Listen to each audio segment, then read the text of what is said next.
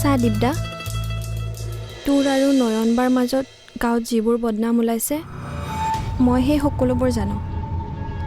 আৰু এইটোও জানো যে নয়নবাক তই বদনামৰ পৰা বচাবলৈ হ'লে তই বেলেগ ছোৱালী বিয়া পাতিব লাগিব। মোক দিবাকৰ দাই সকলোবোৰ কৈছে। মানে দিবাকৰ দাই তোৰ আৰু মোৰ বিয়াৰ কথা উলিয়াইছে। মোৰ কোনো আপত্তি নাই। জনা হোৱাৰে পৰা মই তোক মনে মনে ভাল পাই আহিছোঁ। তই বিহুত ঢোল নবজালে মই বিহুৱে নানাচোঁ। তই চাগে এইবোৰ লক্ষ্যই নকৰ ন?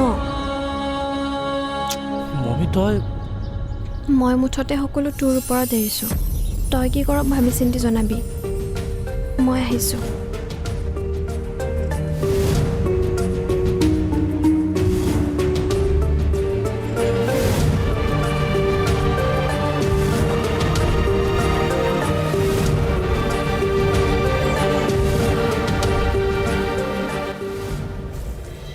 হয়, মই অনন্তই কৈ আছোঁ, কওকচোন। অনন্ত, মই হাজৰিকাই কৈছোঁ। হাজৰিকা, নমস্কাৰ নমস্কাৰ। ভালে আছে? আছোঁ আছোঁ। হয় হয়, কওক।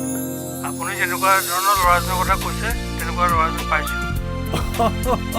বৰ ভাল খবৰ। আপুনি আমাৰ গোটেই ঘৰৰ কথা কৈছে নহয় তেখেতক? হয় হয়, কৈছোঁ। ঠিক আছে, তেনেহ'লে আপুনি ল'ৰাজনক লৈ আমাৰ ঘৰলৈ এদিন আহক। ঠিক আছে বাৰু, বাকী কথা ডাইৰেক্ট আপোনাক লগ পাই পাতিলোঁ।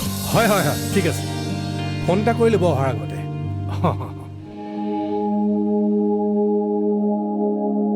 মই ভাবি থকা কথাখিনিয়ে হ'বলৈ গৈ আছে। কি কৰা যায়? এই সকলোবোৰত মোৰ উদ্দেশ্য তল পৰি গৈছে দেখোন। এনেকৈ সময়বোৰ গৈ থাকিলে মোৰ হ'ব কি? ইমানবোৰ টকা ধাৰলৈ ল'লোঁ, তাতে আকৌ পণ্ডিতা মেমকো উত্তৰ দিব লাগিব। কি কৰোঁ বাৰু এতিয়া?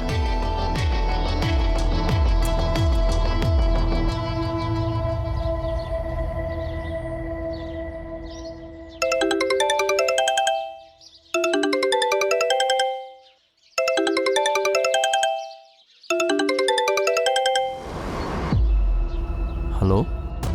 হেল্ল', তই গাড়ীখন কেতিয়া আনিবি? নিমেই আৰু। মইতো এইকেইদিন ছুটীত আছোঁ ন। মেমৰ লগত কথা পাতিছোঁতো মই। ছুটী?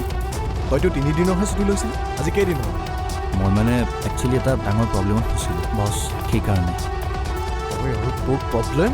শুন, তই ক'ত আছ, কি কৰি আছ, মই চব গম পাওঁ। তই মিলনপুৰ গাঁৱত গৈ সোমাই আছ। মই এটা কথা বুজি পোৱা নাই, তই বাৰে বাৰে তালৈ কিয় যাৱ?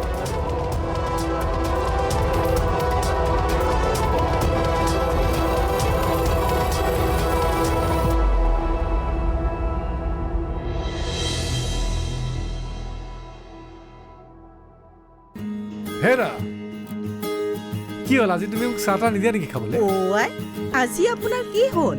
অন্য দিনা ভাত চাহ বাঢ়ি খাবলৈ মাতি মাতি মোৰ ডিঙিটো শুকায়। আজি একেবাৰে ইয়ালৈকে বিচাৰি আহিছে যে। আৰে, তোমালোকক কিবা এটা খাবলৈ বিচাৰিলেও বিপদ, নিবিচাৰিলেও বিপদ। তোমালোকৰ মাইকী মানুহবিলাকো যে আৰু সকলোতে আপত্তি খালি। আপত্তি কৰা নাই অ' প্ৰভু, আপুনি মোৰ স্বামী দেৱতা, মইনো কিয় আপত্তি কৰিম? পিছে আপোনাক বৰ ফূৰ্তিত থকা যেন পাইছোঁ যে, কিনো হ'ল? কিবা হ'ল নেকি? বৰ ভাল খবৰ এটা আছে, সেইকাৰণে মনটো ভাল লাগি আছে। কি খবৰ? এই হাজৰিকাই ভাল খবৰ এটা দিছে। আমি নয়নৰ কাৰণে যেনেকুৱা ল'ৰা এটা বিচাৰি ফুৰিছিলোঁ তেনেকুৱা ল'ৰা এটাই পাইছোঁ। এতিয়াৰে পৰা সম্পূৰ্ণ খণ্ড উপভোগ কৰক কেবল টিভিত ৰং চেনেলত।